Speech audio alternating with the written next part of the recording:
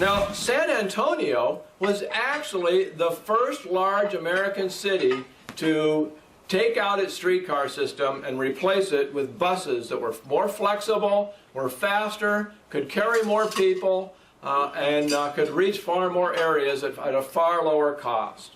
The reasons for doing that haven't changed. Today, about 7 American cities, such as my hometown of Portland, have streetcars, and the cost of operating those streetcars per vehicle mile is significantly greater in every case than the cost of buses. That's just operating cost. That doesn't count the cost of maintaining the rails, the cost of maintaining the electrical facilities, the cost of maintaining the vehicles. A single streetcar will cost you $5 million, and it will carry no more people really than a bus that costs you about $350,000.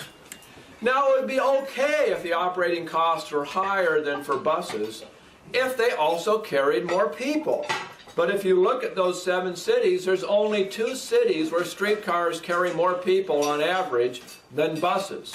Which 2 cities? Portland and Tacoma. What's distinctive about the streetcars in Portland and Tacoma? They're free. And the buses aren't. And so, of course, people are going to ride it because it's free, but Portland recently raised the fares on the streetcars. They started charging $1 a ride or $1.50 a ride instead of free. I bet ridership went way down. We don't have any data yet because they just started that a couple of months ago.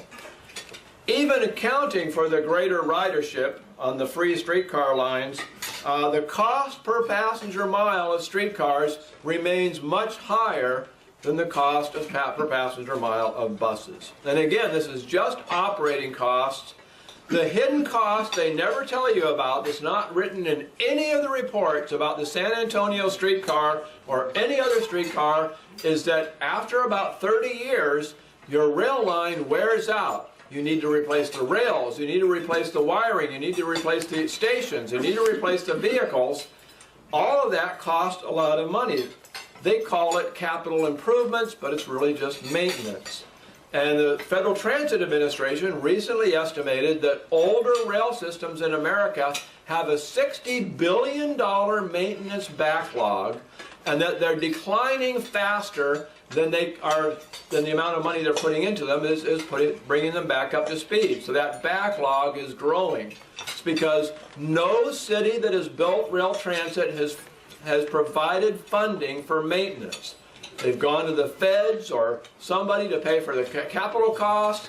They've cannibalized their bus system to pay for the operating costs, but they don't have any money for maintenance, and the systems are falling apart. Now, if you look at reports about streetcars, you'll often see the term high-capacity transit. Streetcars are not high-capacity transit. One problem with rail transit, one reason why buses are so much better, is that for safety reasons you have to keep the streetcars separated. Typically, they can be no less than 3 minutes apart. That means no more than 20 streetcars an hour. Now, a streetcar is 66 feet long. A bus is only 40 feet long. A bus has 40 seats. A streetcar has 35 seats. Fewer seats than a bus. There's a lot of standing room. But even with standing room, a streetcar line can only move about 2,000 people an hour. You can see a few of them lucky few get seats. Most of them have to stand, so they're not real comfortable. You can run a bus to a bus stop every minute. You can have staggered bus stops, so you can run 160 or more buses per minute through a downtown street. Which means even though there's only 40 seats on a bus and room for about 20 people standing, buses can move about 10,000 people per hour, 5 times as many as a streetcar. They're now making double-decker buses that aren't any longer than single-decker buses, which means they take no more street space. They're just as nimble as single-decker buses.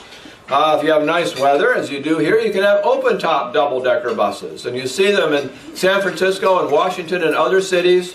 And these double-decker buses can move almost 20,000 people an hour. And this is through downtown city streets. On a highway, A single freeway lane with automobiles can move about 10,000 people an hour, which is about as much as buses in city streets, 5 times as much as a streetcar line. Single-decker buses on freeway lanes can move 36,000 people an hour. Double-decker buses, 72,000 people an hour. That's high-capacity transit. Streetcars are low-capacity transit. They're the last thing you want to turn to for transit if you're looking for a cost-effective way of moving people.